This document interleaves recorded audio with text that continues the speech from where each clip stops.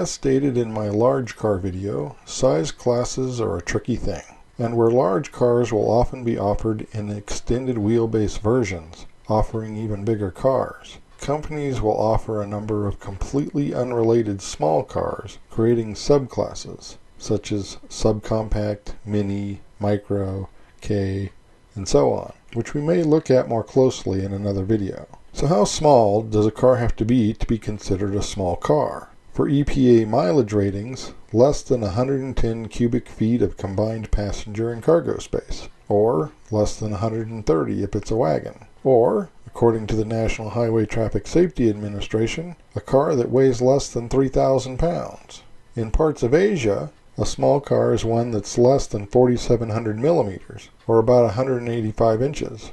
The European B segment small car apparently varies, but could be seen as one that is less than 4.1 meters, or 165 inches, which isn't even really much of a thing in the U.S. market. An engineer at Ford once said that 90 inches is about as short as you can make a wheelbase and still expect it to be drivable by a full-sized adult, which hasn't stopped anybody from going smaller. But like other segments, the companies that make the cars will decide what they consider small, and cars introduced as compact cars often evolve into bigger cars. Mostly because focus groups have shown that what people want from their small cars is for them to be less small, or more specifically, they want more room, more power, more features. In the U.S. in the 1950s, compacts were the realm of the independents, with the Nash Rambler leading the way in 1950, becoming the Rambler American, and then the AMC Rambler, before being replaced by the Hornet in 1970. Also in 1950, Kaiser introduced the Henry J, a car that would later be sold by Sears as the Allstate, and would later become popular during the gasser craze of the 60s and 70s. Willys, part of Kaiser at the time, introduced the Aero in 1952, continuing until 1955 when Kaiser relocated to South America. Hudson would offer the Jet for 1953 and 1954, a redundant offering after merging with Nash.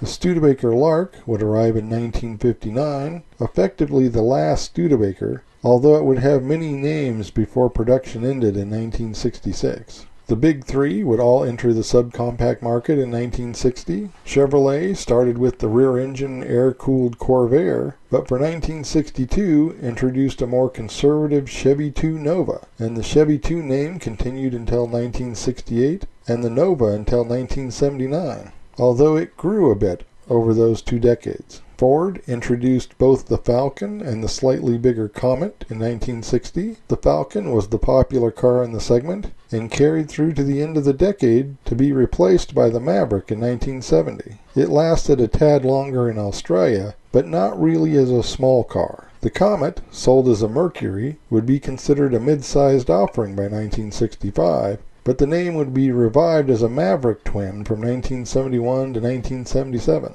Chrysler introduced the Valiant in 1960 that would soon be badged as a Plymouth, and joined by a similar Dodge Lancer. The Valiant would continue on until 1976, growing with the rest of the American cars in the class. The Lancer would be replaced by the slightly larger Dart in 1963, and would continue as a slightly larger twin to the Valiant, also ending its initial run in 1976. Buick, Oldsmobile, and Pontiac would get upmarket compacts in 1961 as the Buick Special and Skylark, Oldsmobile F85 Cutlass, and Pontiac Tempest Le Mans. But these would be considered mid-size cars by 1964, in spite of not having anything smaller.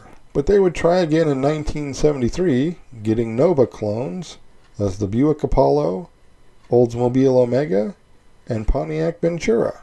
Interestingly enough, Cadillac got a car based on the Nova shortly thereafter, as the Seville, but this was not marketed as a compact, as it was aimed at the big Mercedes. And when Cadillac did introduce a car as a compact luxury, the Cimarron, it was based on the subcompact Cavalier. The Lincoln LS of 2000 to 2006 could be considered a small car, fitting below the Continental and Town Car. The Mercedes C-Class was introduced in 1993 as a replacement for the 190 Baby Benz, but I believe it is technically a C-segment medium car, as its name implies. The BMW 3 Series was for many years the epitome of what a luxury compact sedan is supposed to be, having replaced the 1600 and 2002 in 1975. In 1994, the Audi 4-cylinder, or A4, replaced the 80 and was available with a 6-cylinder by 1997, as is the current 8-inch longer version. The original Jetta of 1979 was just a Golf with a trunk, and although it still shares a platform, it is harder to see the similarities. Under Ford, Jaguar offered the Mondeo-based X-Type from 2001 to 2011 as the small Jag. But this is an economy segment, and as such, the Toyota Corolla is king, introduced in 1966 to become a global sales leader. Datsun's 210 became the Nissan Sentra in 1982, although by some accounts it was still a subcompact until 2000. Mitsubishi's Lancer was discontinued in 2017 in spite of the reputation of the Evo. The Lancer was a car that debuted in the US in 1973 as the subcompact Dodge Colt. The Honda Civic also dates back to 1973 and had to grow into the role of compact after growing into the role of subcompact. Mazda's 323 Familia goes back even further, to 1963, being shortened to just 3 in 2003, to name but a very small few. Of course, small cars have been around much longer.